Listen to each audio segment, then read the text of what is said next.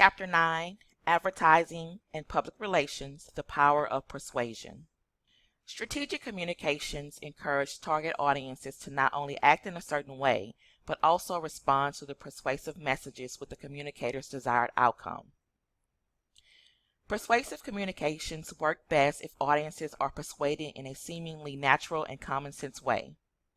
The roots of persuasion go back to the Greek times of philosophers and their study of rhetoric. The sophists focused entirely on rhetoric and taught that truth was largely unimportant as long as an argument resulted in one persuading others. Rhetoric remains a foundation of politics, business, and everyday life. Major modern scientific theories of persuasive communication and audience decision-making assume that people's behavior and actions are linked to their worldview, how they process information about the world, and a persuader's credibility, authority, and attractiveness. The theory of cognitive dissonance says that we act first and then rationalize or create reasons for our behavior afterward to fit our actions into our self-perceived notions of who we are. The role of media in persuasion. Media channels are the means by which the public becomes aware of a product or issue. Mere awareness is not enough. Sometimes a tie-in with a celebrity is needed, or the persuasion of a trusted friend. 2/3 of print content consists of advertising, and although commercial time on television or radio is short compared to the time spent on content, commercials are shown repetitively. Mediated communication has some effect on our thoughts that can lead to changes in behavior. And this notion gives rise to the assumption that media-based communications campaigns can be strategically designed to produce the kind of attitude and behavior shifts that are desired by persuaders. Advertising is an ancient form of communication designed to inform or persuade the public about a product or service. An advertising-supported model sustains print and broadcasting. Broadcasting uses ratings, whereas print uses cost per thousand, CPM. Audience members to determine advertising rates. In performance-based advertisement, advertisers pay only for results, actual click-throughs rather than total page views. Advertising rates vary according to the size and quality of the target audience. The historical development of advertising. Face-to-face, word-of-mouth communication characterized the earliest form of advertising, but the ancient Egyptians advertised products and services on papyrus that was posted in common public areas. The printing press produced posters, flyers, and broadsheets to advertise in mass communication settings. Advertising agencies. U.S. firms were marketing their products and services by the mid-1800s, using prominent advertisements designed to stand out from editorial content. Volney B. Palmer gave birth to both the first advertising agency in 1841 and the long-standing business model in which the agency provides clients with circulation data, gives them copies of the ads, and deducts an ad agency commission. There were no standards to prevent untrue claims, but the rise of the penny press drove newspapers to rely more heavily on ad revenue. Commercial television.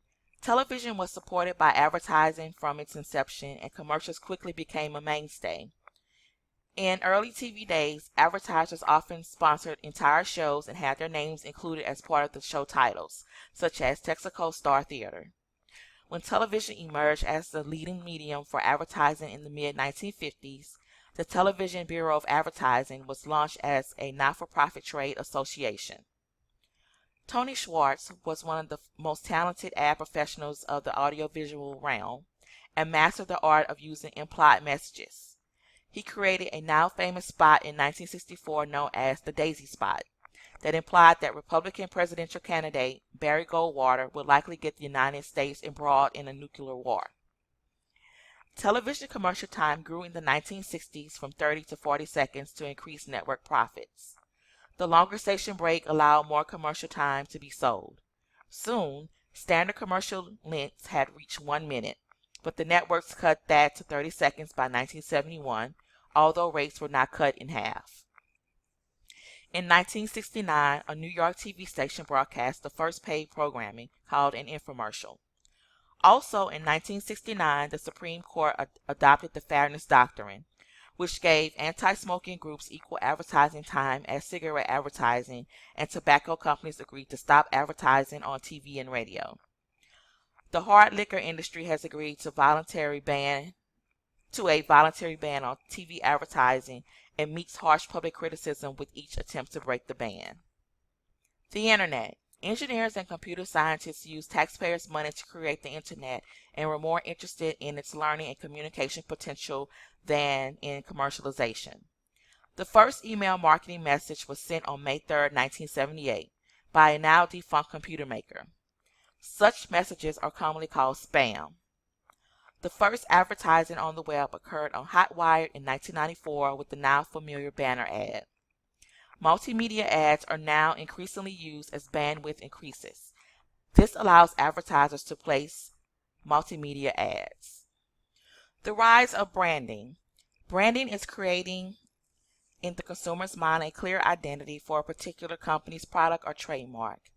Branding via advertising developed in the 1890s and early 1900s as companies sought to differentiate products that were similar in service and ingredients.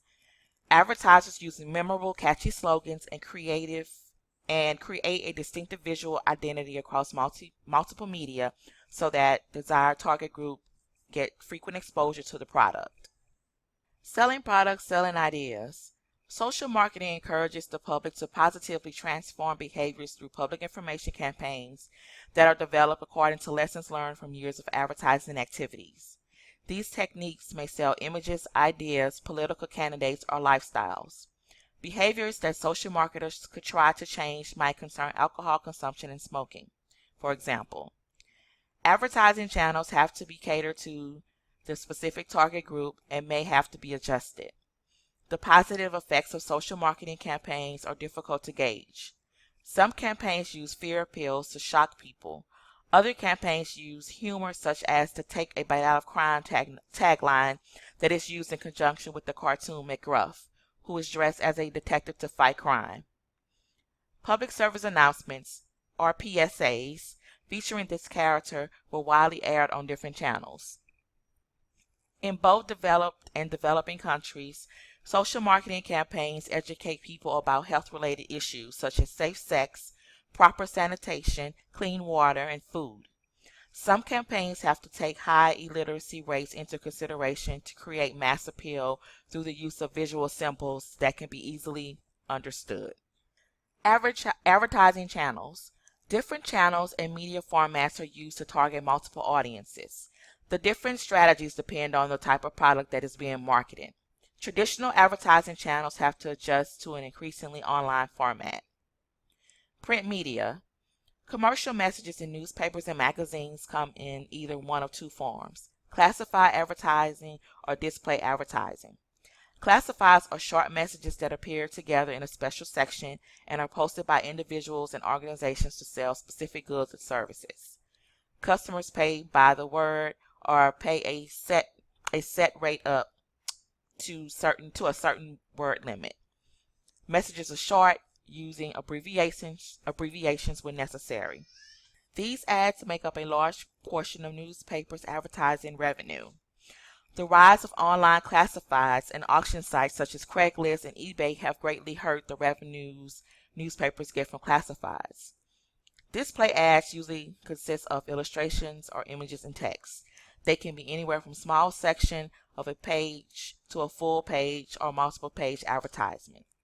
Costs running display ads vary by both size and location of the ad on the page and within the publication. Publishing companies create a rate card of various costs.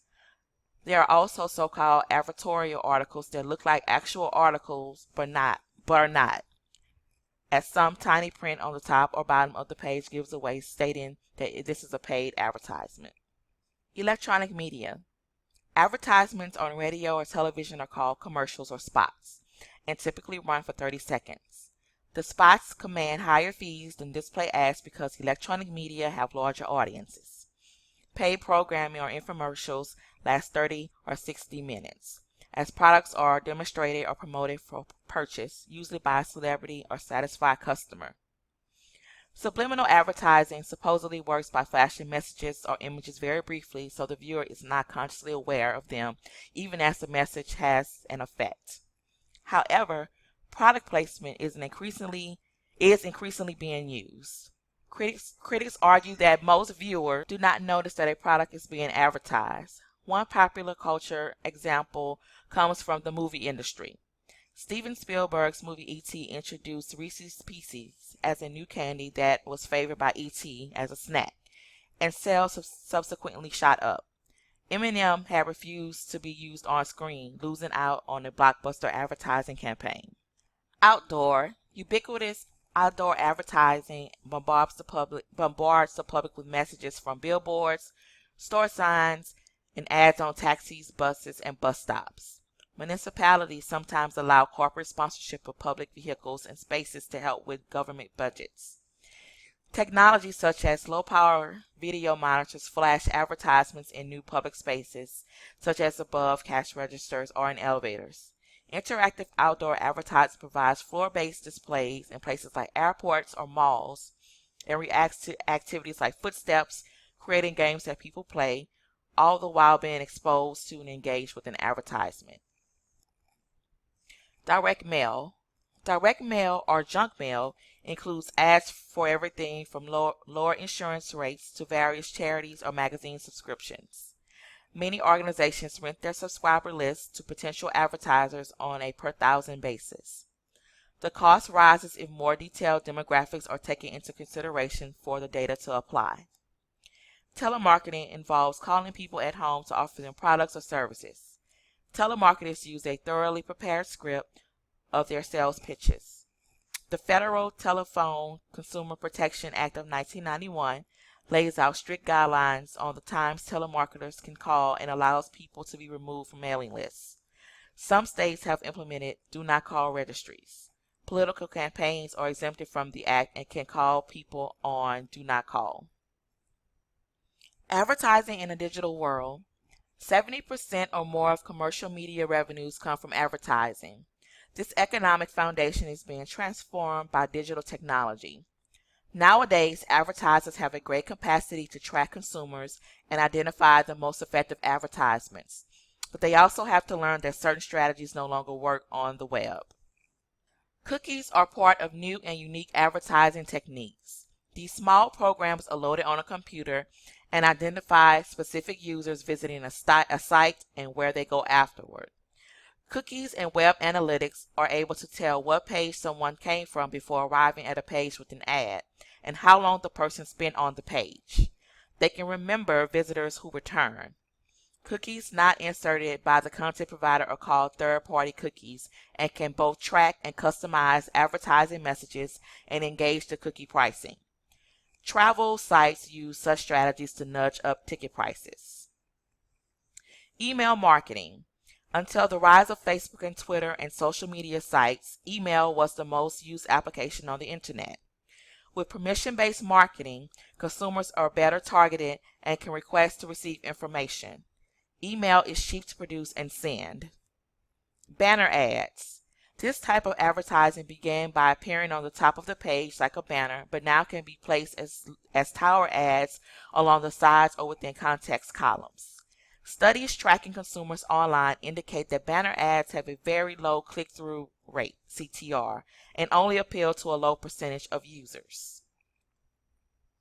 Pop-ups and video. Pop-ups can be interstitial ads or superstitial ads. Ads and videos are still in the developing stages, and advertisers are experimenting with different lengths. They tend to be only 10 or 15 seconds long. Each of these forms of advertisement has its own weaknesses, and different sites are trying out new formats. YouTube has tried to use overlays at the bottom of screens that promote upcoming shows in network television. To continue this lecture, please click on Part 2.